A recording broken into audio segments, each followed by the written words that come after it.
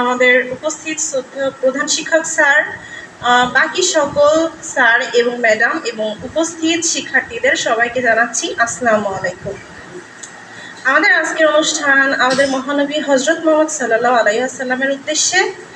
তিনি ছিলেন ইসলামের সর্বশ্রেষ্ঠ এবং সর্বশেষ নবী, যার জীবনে কোনো ভুল বা কোনো মিথ্যা কোনো কিছুই ছিল না।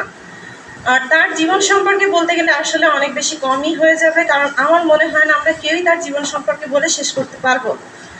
আমরা সবাই জানি তিনি মক্কার বিখ্যাত কুরাইশ বংশে জন্মগ্রহণ করেছিলেন। তিনি তার সমগ্র জীবনেই ইসলামের আল্লাহর একত্ববাদী শিক্ষায় প্রচার করে গিয়েছেন। হজরত আদম আলাইহিসসালাম এবং মুসা আলাইহিস সালামের জীবনে তারা যে একত্ববাদী শিক্ষা প্রচার করে গিয়েছেন, তিনি সেই একই ধারাবাহিকতা রক্ষা করেছেন।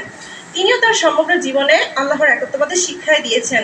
তিনি মানুষকে শিখিয়েছেন ইসলামের সহজ ও সুন্দর পথ, যেটা আমার মনে হয় না আমাদের পৃথিবীতে অন্য কোনো ধর্মে আছে। আমার মনে হয় ইসলাম একটা সহজ এবং সুন্দর পথ, যা মানুষকে সঠিক পথে চলতে সহায়তা করে। তিনি শিখিয়েছেন মানুষের জীবনে কোনো মিথ্যা রাখা উচিত নয়, কারণ মিথ্যাই হচ্ছে সকল পাপের মূল। তিনি মানুষকে কিভাবে একটা সহজ ও সুন্দর পথ দিয়ে মানুষ তার সমগ্র জীবনকে শেষ করতে পারে, তিনি সেটা শিক্ষা দিয়েছেন। আমরা যদি আল্লাহর প্রিয়পাত্র হতে চাই বা প্রিয় পাত্রী হতে চাই, আমার মনে হয় তার জীবন আমাদের সকলের অনুসরণ করা উচিত। যেহেতু তার জীবনে কোনো প্রকার কোনো মিথ্যা অথবা কোনো প্রকার কোনো ভুল ছিল না, আমার মনে হয় তিনিই একমাত্র শ্রেষ্ঠ মানব। আমরা সকলেই জানি যার সমগ্র জীবনটাই সুন্দর, এবং তার জীবনে ছিল না কোনো দুঃখ, ছিল অনেক দুঃখ ছিল। তিনি কখনোই স্বাচ্ছন্দ্য অথবা বিলাসবহুল জীবন যাপন করেননি, কিন্তু তারপরেও কি তিনি শ্রেষ্ঠ মানব। এজন্য আমরা হয়তো অনেক সময় কোনো কিছু না পেলে হতাশ হয়ে যাই, দুঃখ প্রকাশ করি।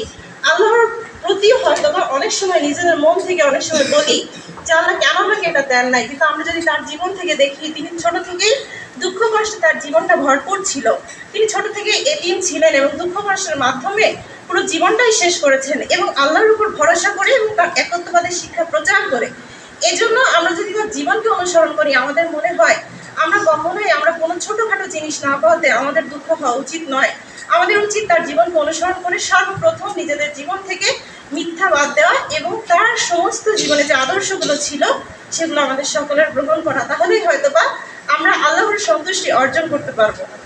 এটা বলেই আমি আমার সংক্ষিপ্ত বক্তব্য শেষ করলাম। আসসালামু আলাইকুম।